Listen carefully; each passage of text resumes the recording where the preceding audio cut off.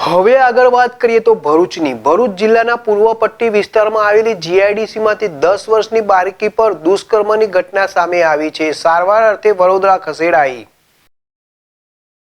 ભરૂચ જિલ્લાના પૂર્વ પટ્ટી વિસ્તારમાં આવેલ જીઆઈડીસીમાં માનવતાને શર્મસાર કરતી ઘટના સામે આવી છે, જેમાં એક હવસખોરે 10 વર્ષીય શ્રમિક પરિવારની બાળકી સાથે દુષ્કર્મ આચરી બાળકીને કુપ્તાંગ સહિત શરીર પર ગંભીર ઈજાઓ પહોંચાડતા અંકલેશ્વર બાદ ભરૂચ સિવિલ હોસ્પિટલ અને ત્યાંથી વધુ સારવાર અર્થે વડોદરા ખસેડવામાં આવી છે।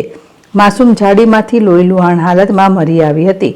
ઘટના અંગે મળતી માહિતી મુજબ ભરૂચના એક ગામમાં રહેતો પરપ્રાંતીય શ્રમિક પરિવાર એક જીઆઈડીસીમાં કામ કરીને ગુજરાન ચલાવે છે, જેમની અંદાજિત 10 વર્ષીય બાળકી સોમવારે મોડી સાંજે ઝાડી વિસ્તારમાં લોહીલુહાણ હાલતમાં મરી આવતા માતાના પગ તળેથી જમીન સરકી ગઈ હતી। આ દરમિયાન જાણવા મળ્યું હતું કે આ બાળકી સાથે તે જ વિસ્તારમાં રહેતા નરાધમે અમાનુષી દુષ્કર્મ આચર્યું હોવાની ઘટના બની છે। આરોપી બાળકી સાથે દુષ્કર્મ આચરતા તેના ગુપ્તાંગમાં ગંભીર ઈજાઓ પહોંચી છે, જેના પગલે તેને તાત્કાલિક ઓપરેશન થિયેટરમાં લઈ સારવાર હાથ ધરાઈ હતી, જ્યાં તેની હાલત વધુ ગંભીર બનતા વધુ સારવાર હેઠળ વડોદરા ખસેડવામાં આવી છે।